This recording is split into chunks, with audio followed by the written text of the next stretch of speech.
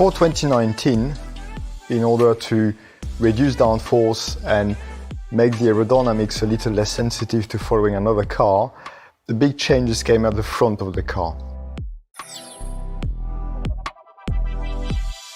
First, the front wing got simplified significantly.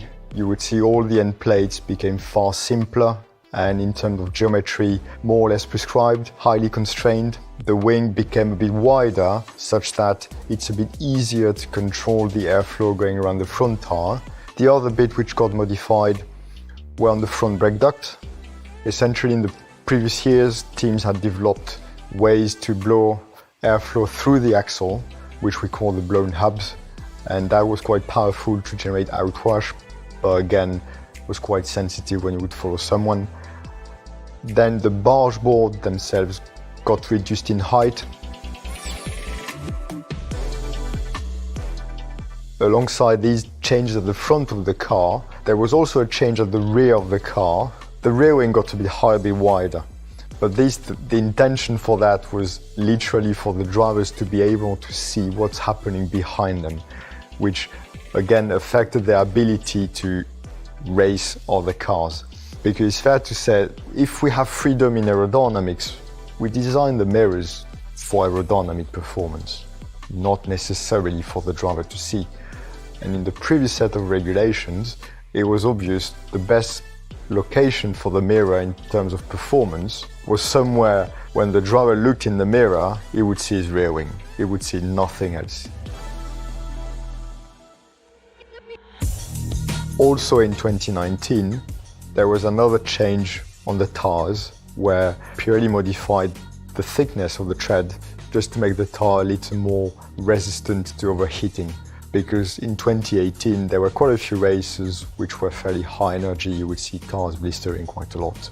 So this new tire for 2019 looked again quite benign, just very small reduction in thickness, but it gave large differences in how the tire behaved thermally. So then teams had to redevelop quite a lot all the tire management tools in the car, mostly speaking the front and rear brake ducts. So this kept being more and more of a challenge for the teams just to maintain the tire in the optimum temperature window.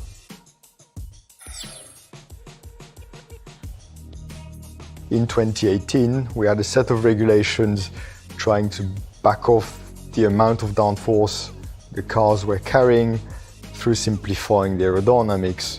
But really, when we got to the end of 2019, through development, we still had faster cars than the year before.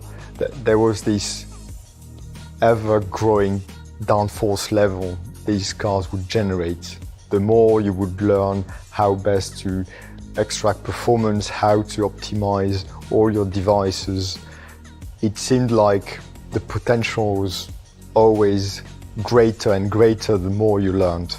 So for 2020, nothing really changed. The cars remained very much consistent, the regulations remained consistent because there was the big change of regulations planned for 2021 with the new ground effect cars, all the research being done upstream.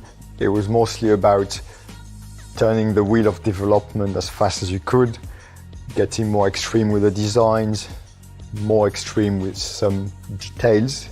And in 2020, we saw the fastest cars these regulations would bring. Then, with the COVID coming among us, the new regulations got delayed by 1 year. By delaying the regulations by 1 more year, we had to find a way such that the teams would not have to redesign a complete new car. The downforce would genuinely be reduced to make sure the tires remain in the normal operating window. And to try and contain developments, there was also a significant chassis freeze for 2021, which came along the lines of a new token system. For a few areas of the cars, got assigned a sort of token price, and each team would have 2 tokens to spend. As a team, you had to decide on which end of the car you would spend your 2 tokens. the front or the back, being fully aware the other end would be identical to 2020. And then in parallel came the final definition of what the aerodynamic regulation would change. And it came as a significant simplification of the floor edge. The floor ahead of the rear tires became a bit narrower, and all the complex flow management features like fences and gills which we had developed, all this had to go away. In itself, the change of floor width ahead of the rear tires looked fairly benign, but when you look at what it did to the aerodynamics of the car, it was very significant. We had spent years developing all the details ahead of the tire to manage the airflow around the rear tires and make sure the diffuser is in the best possible conditions to perform. With the floor trim, we also had a small reduction on a span of the winglets attached to the rear brake duct. This had a fair effect in itself, but not as dramatic as the floor trim.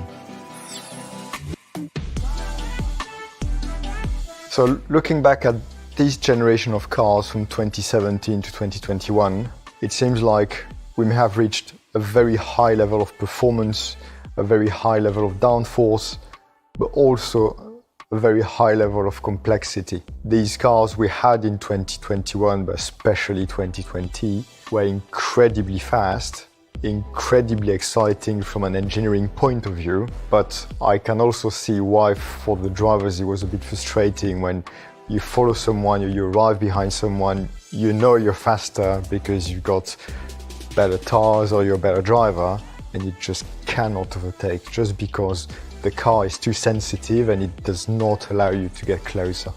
So this was the clear requirement for the new 2022 generation of cars.